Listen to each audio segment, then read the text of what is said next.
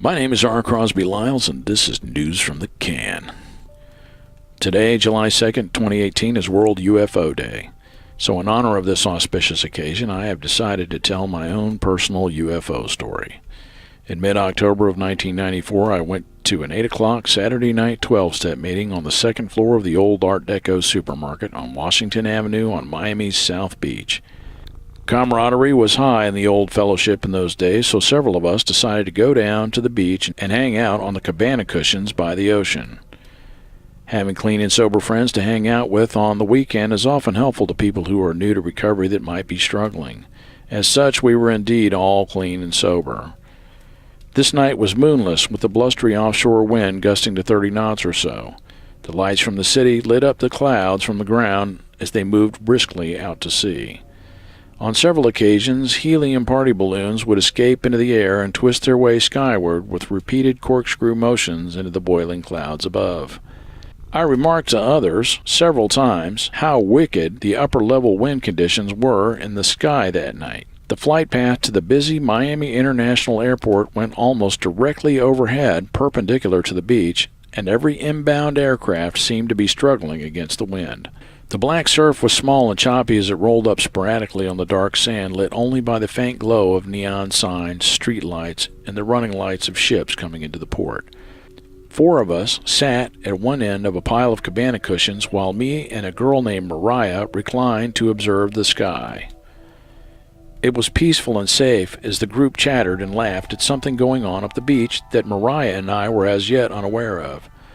We were deep into a separate conversation about Mariah's modeling career and her relationship with her controlling mother.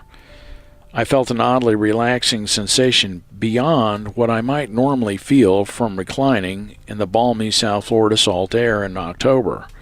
I was so relaxed, in fact, that I would have to fight to remember what I was about to see. A pelican, I thought, so I turned my head to the left a bit to watch it for a moment.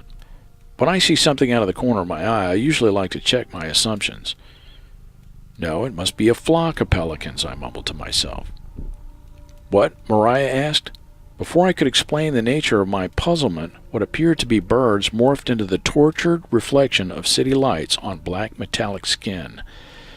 It looked like a wedge shape for a moment, probably an effect from my angle of observation, until it became obvious that it was a disc about 10 meters or so in diameter. Silence fell over the rest of the group as Mariah went on about her mother. I couldn't speak.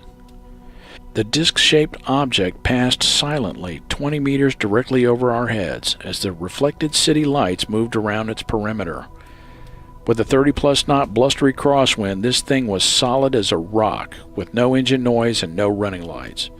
As it disappeared out of sight down the beach to my right, the chatter of the rest of the group came back to life. They pattered on about something funny going on up the beach, completely unaware of what Mariah and I had just seen. "Did you see that, Mariah?" I asked. "Yeah," she acknowledged with an odd introspection as she went back to talking about her mother. "That was really weird," I mused, wanting a little more confirmation. "I mean, that was like a UFO or something, right?" Mariah nodded agreeably and went on talking about her mother. Clearly, this experience was way less extraordinary to her. Meanwhile, our 4 other companions sat upright, completely captivated by something else entirely up the beach, and I was having the most incredible time trying to hold on to this as a memory of something unusual at all. A little voice inside my head kept saying, "There's nothing to see here. This is ordinary. Forget about it." I felt a faint presence, like my mind was being observed from a location somewhere inside my body. I wanted to debrief, but no one else felt the need. No one argued against me. They just didn't care in such a profound way that I felt compelled not to press the issue. In retrospect, it was weird, but when I realized that they were all watching 2 people having sex in the distance up the beach, somehow I could justify to myself that there was, of course, no reason for them to have any idea what I was talking about. But why did they grow silent as the craft passed overhead? It was a strangely not eerie experience that was formative in many subtle ways that don't really mean much to anyone else today. I always wanted to see a UFO, or at least something unusual that would confirm my childhood hope that life really is extraordinary. But when I got this confirmation, it felt like the most ordinary thing in the world. Whenever I talk about this experience, no one cares. After all I have are words without proof. The fact of extraterrestrial existence on Earth won't put food on the table or pay the light bill. And if our government has a craft that can do what this one does, with homeless people still living on the streets, the powers that be don't give a shit about us anyway. So why talk about it? Because somehow knowing that there are people out there living extraordinary and fantastic extraterrestrial lives gives me hope that life is not just a bottomless bucket of shit after all.